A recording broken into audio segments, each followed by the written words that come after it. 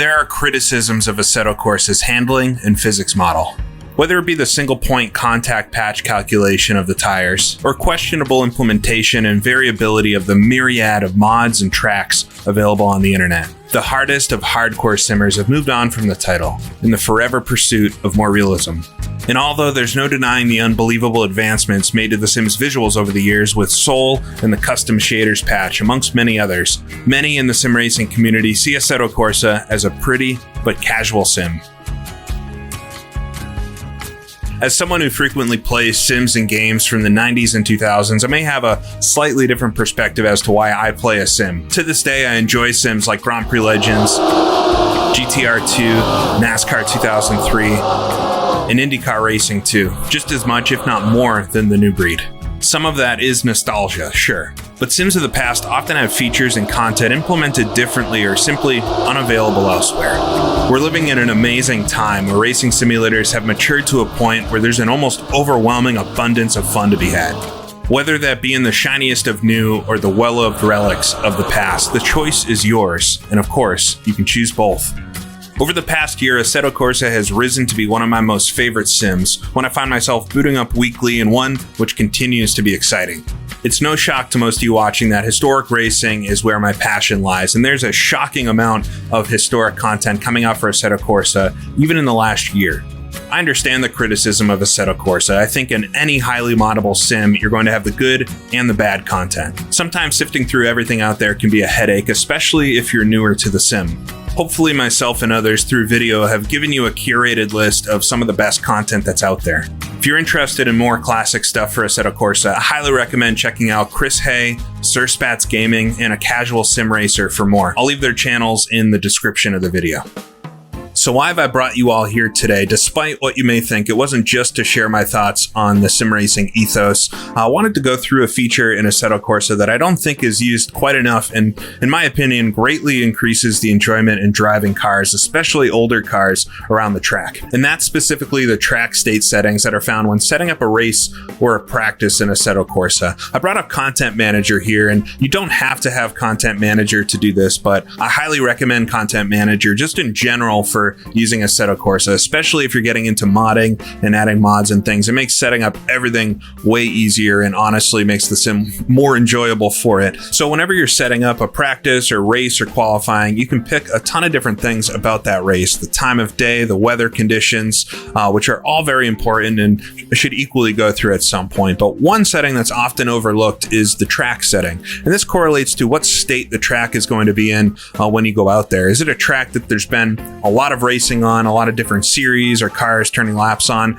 Is it a track that just had a rain shower and now is clean and needs to rubber up again? Or is it a track or a road that's extremely dusty and dirty and very slippery? And a lot of times I see folks that are running on the optimum settings, which absolutely is the fastest setting. It's like it says in the description there, it's the perfect track for hot lapping. You're going to set, I believe, your quickest times with the optimal setting. It's got 100% grip of the track surface. Grip stays throughout all the sessions. Even if it rains or something, the grip won't change. And there's no randomness factor. You're always going to have a perfect track. So if you're going out there just trying to set the fastest lap of all time, that's probably the setting that you want to choose. And that's the one I think is default and what folks typically choose if they're just playing around. However, I highly recommend experimenting with some of these other settings, especially if you want to race some of the older cars. If you think back to 60s, 70s, 80s, whatever your preferred decade is, tracks are never clean all the way, and having less grip than optimal definitely affects the way the cars drive. I find for cars that are slidey, that like taking corners sideways, that maybe you actually go faster drifting through corners, having a less grippy track makes that a lot easier, more enjoyable, and in my opinion makes the sim more fun overall. So what does this setting do? It doesn't just decrease the grip on the track, it actually controls how the track reacts to driving, and so it's important to consider when you're setting up a race. If I hover over any of these, you'll see in Content Manager here the exact parameters that are being changed, but there's a grip at the start. So with the dusty setting, which is the least grippy of them all, I've got 86% of the track grip, which sounds like quite a lot, but that's 14% less than optimal, which is quite a lot less, and you'll certainly feel that in the car. You also see a second setting here called grip transfer, and that's how much grip will go from session to session. If you want to think about if you're doing a weekend session with different racing, if you have a practice, I guess they're thinking the practice is probably on a Friday, and then the qualifying session is on a Saturday, and then the race is on a Sunday. So between each of the sessions, how much of the grip from the previous session actually transfers with it. There's also a randomness setting. So although it says 86% of the grip at the start, this actually deviates, I believe, from 85% to 87% with this setting. So it's not always going to be exactly the same, meaning whenever you go out on the track, you're going to get a slightly different experience. Now, there's one really important parameter that Content Manager doesn't tell you anything about here, and that's the lap gain setting, or what's called in the files lap gain. This is how much the track changes for how many laps are done, and each of these different settings has a different amount of laps it would take to actually improve the settings overall, and there's a methodology behind it. With the dusty setting here, it has a lap gain of 30, but it's actually set to improve quite quickly. So if you run cars there in a practice session, chances are by the end of it, the track's actually going to be pretty grippy. I think it has a lap gain of 30, so it doesn't take much. Basically means 30 laps, which could be taken by any car. So it doesn't take much to actually improve the track. If we look at the old track setting, it has a little bit more grip at the start than the dusty track has, but the lap gain, from what I can see, is 50. So it's actually going to improve slower than the dusty track. So these aren't exactly just incremental improvements. They do increase the grip of the track sequentially, but that's only the starting grip. The way the grip changes on the track, the way the track evolves, is actually different for all these settings. Probably the most interesting of the lot is the slow track. Starts off with 96% track grip, which is pretty good, but 4% you'll still feel that over the optimum. This one though has by far the slowest lap gain. It has a 300 lap gain, meaning 300 laps to gain any grip on the track. So it'll improve very little over the whole course of a weekend or session, meaning the slow setting, it's really going to be a slow track. So I thought it'd be fun to do a little experiment to see how the different track settings change the driving of the car. And I want to go out and do some laps with a few of these settings. I'm going to time the laps and see which lap is the quickest. I expect that to be pretty obvious, but really I want to check out how the car drives side by side differently. I want to see what characteristics change about driving the car and see ultimately if optimum is the most fun setting or if it's one of the others. And for this experiment, I'm at the wonderful Riverside International Raceway, done by Lil Ski for Assetto Corsa back in 2016. I believe it was also released for R Factor 2 at the same time. It's an absolutely beautiful track, and it was actually set up correctly to have different visual states of the track as you use the different track settings. So I'll actually visually see what's different about the track surface between them. Not something that every track has, but when a track is set up for that, it's actually pretty cool. And for a car, it's none other than the 1967 Ferrari 330 P4. This is one of the default Kunos cars, and I thought about using a mod or something for this, but I've basically been looking for an excuse to drive this car, and I think this car's handling characteristics really fit what I'm talking about when I talk about a vintage car. A car that has a lot of power, likes to slide, and is a fun car to drive overall, and this one certainly is that, never mind how beautiful it is.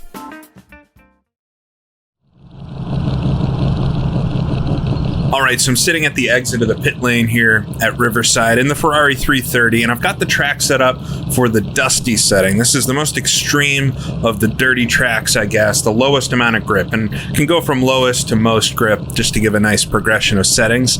But this should be fairly realistic, I think, for Riverside, seeing as the track is surrounded by desert and sand. I'm sure it was very dusty on Thursdays or Fridays when racing would get started. But we'll go ahead and roll out of the pits here.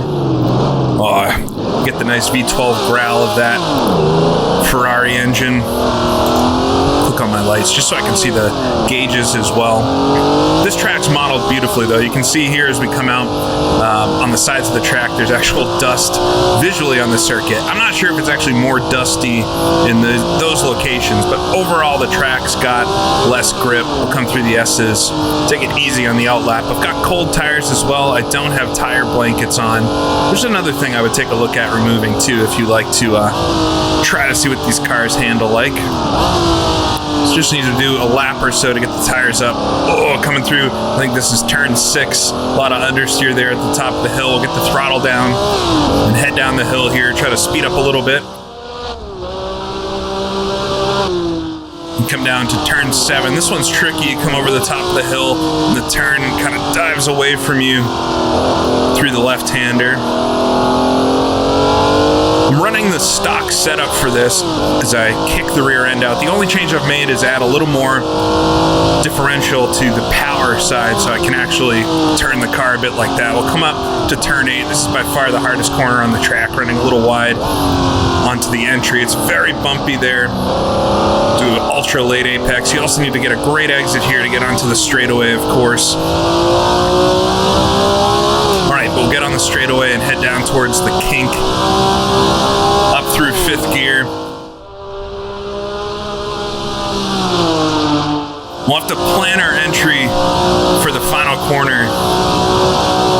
So we'll come through the kink flat out, can do that, but start braking just after the 3 marker on the left.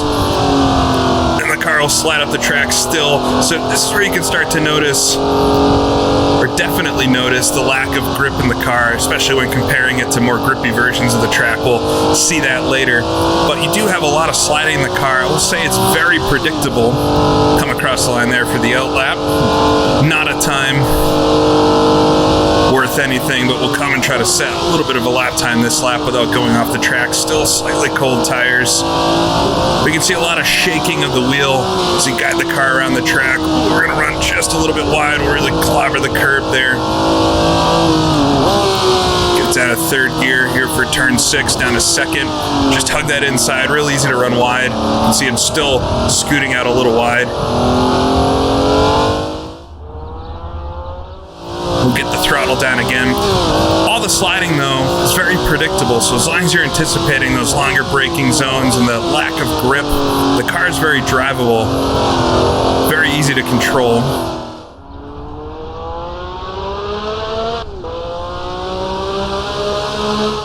And feels right to me. The car itself, even though we're on a really dusty track with not a lot of grip per the game settings, the car itself, so we'll get a little bit of a slide there coming into turn 8. A little bit better this time through here. But having to correct the wheels so much and have the car moving under you feels, just from watching video, comparing that to the replay views of this, feels more accurate to what these cars would have been like to actually drive. And you think of the type of circuits they raced on. Unfortunately, not Riverside, but at Le Mans, the 330 P3 raced at the Targa Florio. A little late into the final corner with the braking. Just really jump on the brakes, take a bad line on the entry. Coasted on through. But those tracks absolutely were dusty and not optimal track surfaces, many taking place on public roads. Come across the line, 154 there. Try one more lap with this setting. I love driving the cars in this. This is maybe a bit extreme. When we go through some of the other settings, I can talk about those too. But absolutely, if you're going to be driving on a street track, a road circuit like the Targa Florio, we're going to run a bit wide, or any of the free roams, I feel like the dusty setting is probably the most appropriate. There weren't cars laying down rubber all afternoon at the LA canyons. So if you want more of an authentic driving experience, especially for the older cars, less grip is definitely where it's at. Barely catching the slide there. We'll come down to turn, number 6 again, number 7.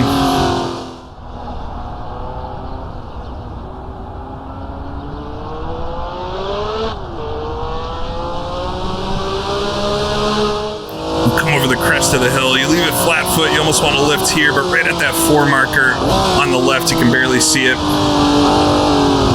Start slowing down, get it all the way down to 2nd gear. You never see the apex before it gets to you. I miss it completely, but we'll get a late apex there and throttle down for the straightaway. This might be a better lap than the last one. We'll have to see. 154.3 on the first lap.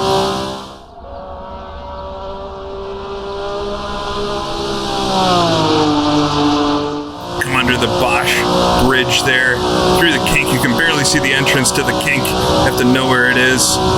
Try to brake a little earlier this time so I can take the right line, arc it in, almost like you're driving an oval in reverse. Don't want to slide up too high. There's a lot of camber in this corner to catch you, but the line really is around the bottom. We'll understeering a bit on the exit. We'll come out a little bit of a slow exit. We'll come to the line. All right, 154.1. So very slow track. I can already tell you based off of some other laps I've done here that that's really slow compared to what you can do around here. But the way the car is sliding is progressive through the corners. You didn't see me frantically sawing at the wheel too much, maybe a couple times there, but you can really slide the car around. It feels right. So I absolutely love the low grip settings and highly encourage you try it if you haven't before. But let's crank up the grip a little bit and see what that does to the handling.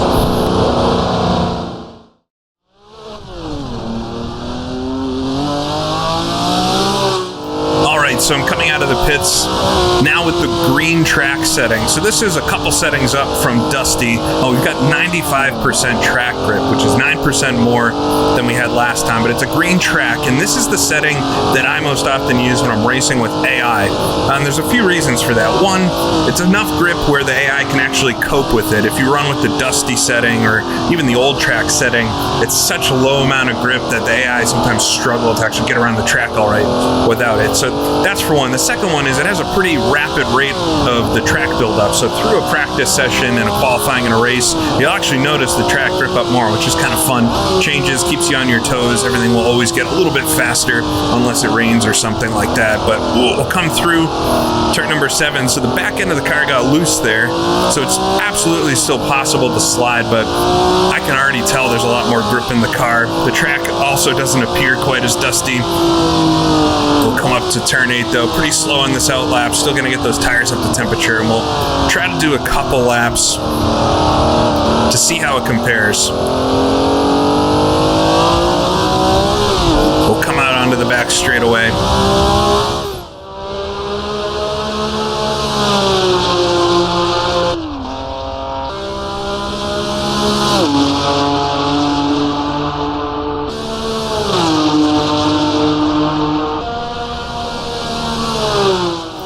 Should be able to brake a little bit later now for the final corner, down to 4th gear, right at about the 2 marker. Ooh, we're gonna slide out though. So the tire's probably still coming up to grip a little bit, but it caught the slide pretty quick. It's also on all 4 tires that it was sliding. The front and the back end are very well balanced. Same exact setup and everything as the last time I was out. Come across the line, complete the out lap, see if I can put together a lap to get that 153. Down to 4th gear for the start of the S's. Run a little bit wide there, get back on the gas. Just hit all these curbs just nicely if you do it right. Ran a little bit wide on that one. Down to 3rd gear for turn 6, down to 2nd. Carried a lot more speed on the entry there. I could absolutely feel it.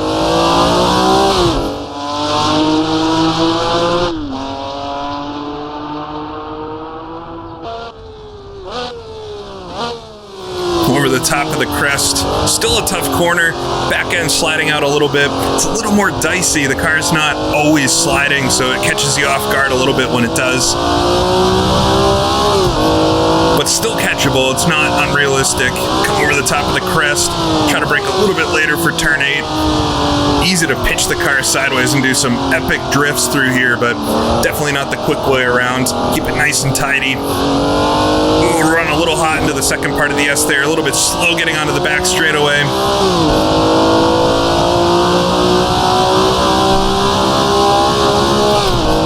We'll dive it down the hill here. I love how the car is bottom out. Oh, at the bottom of the hill there. Be a tough one to take as you're driving. Come through the kink. Try not to overdo it into the last corner, but quite late on the brakes. Car sliding. Oh, rear end almost coming around. Able to catch the slide though. We'll come through the exit of the corner, just dip a wheel, the right wheel into the dirt there, come out of the final turn, and to the line. Oh, 150.8, so improved about 3 seconds over the last lap out, a little more than 3 seconds. Could probably go quicker with this setting. This is a great setting, I think, and definitely the one I'd recommend. Dusty is a little bit extreme, and you'll find yourself having a lot of trouble if you're used to the grip in a car, but it can be a lot of fun. The green setting here definitely starts off still a bit slidey. You can see the characteristics of the car, but a little more twitchy because the car's not always sliding, so you can lose the back end a little bit, but still a lot of fun, and you can see quite a lot quicker. 3 seconds is a lot over less than a 2-minute lap, so picking up a lot of speed. The AI can handle it. It's a great setting to do some racing on.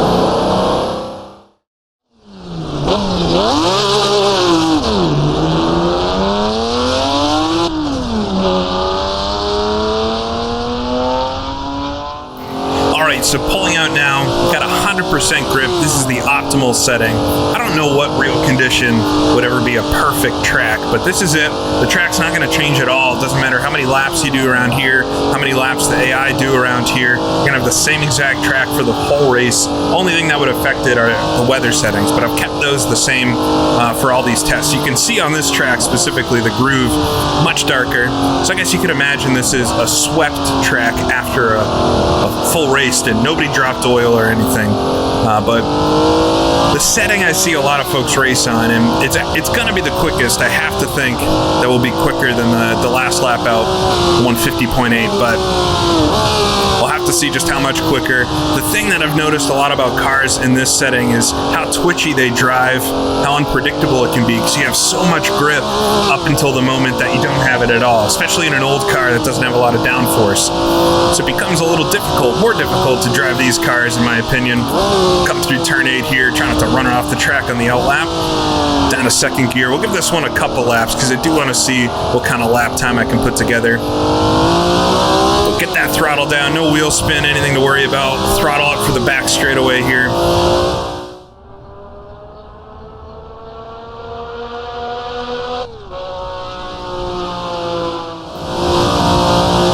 Bottoms out just a little bit at the bottom of the hill. Set it up for the kink. Should be pretty easy if it was easy in the other settings.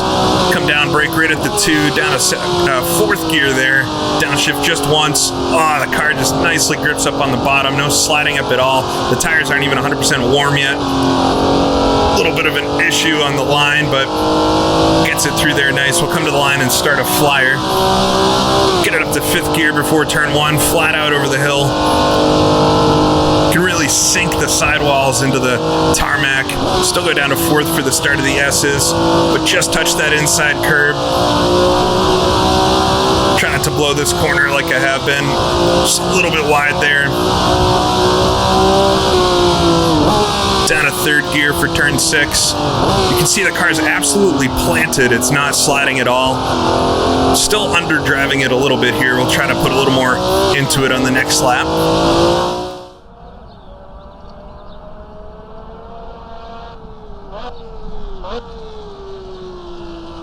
Down to second gear over the top of the hill, right against the inside of the track. Trying to feed the accelerator into it. Pushes it out wide just a little bit. Use a little bit of that runoff. Just nip the dirt on the exit. Up to fourth gear again. Over the top of the hill there. Down to third. Down to second. Ooh, try not to slide wide into turn 8. A little late on the turn in. All right, flat out now. Over rev for just a second, up to fourth gear though. Want to shift just after 8,000 on a hot lap at Le Mans for 24 hours. You would not want to do that. Come under the bridge there, head for the kink. You can go super deep into this corner compared to the other laps. Down to fourth gear, just hug the bottom of the track. Oh, it's going to slide up a little bit wide. That'll be fine though. Clip the exit of the corner. Steers a bit, dial that out with maybe some setup. Yeah, we'll head towards the line. Oh, and a 1:48.1. So almost 3 seconds faster. I'll go right up for another lap here. Down to the S's once again, fourth gear.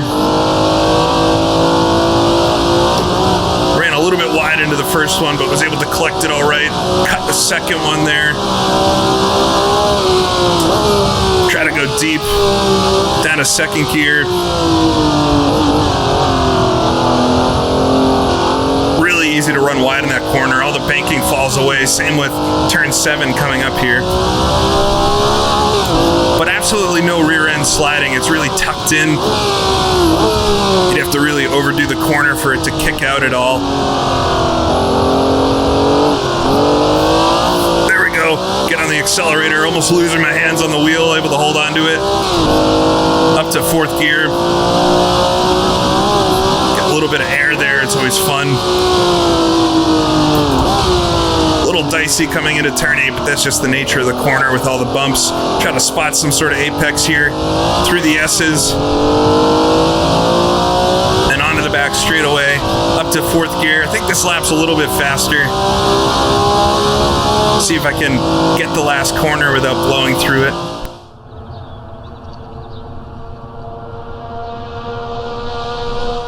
Planted for the kink.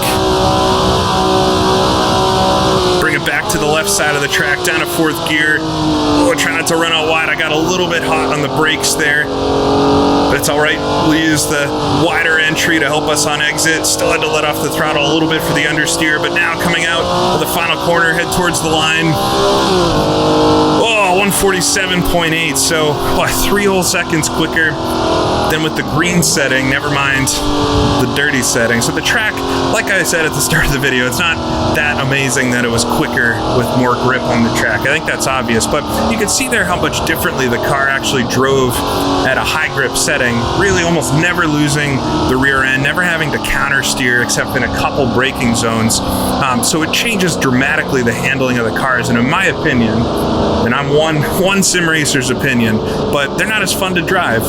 It is easier in a sense. It's harder though to push at the limit with this type of setting because you're over the limit very quickly. So in my opinion, like I said earlier, the green setting or one of the middle settings for grip, depending on what type of track progression you want, is where I would go for the older racing cars. Maybe for the newer GT cars or Formula cars, having a very grippy track is more fun. I can see those cars aren't as fun to slide sometimes, but for older Grand Prix cars, older sports cars, having a little less grip in the track really brings them alive and helps show off their awesome driving characteristics.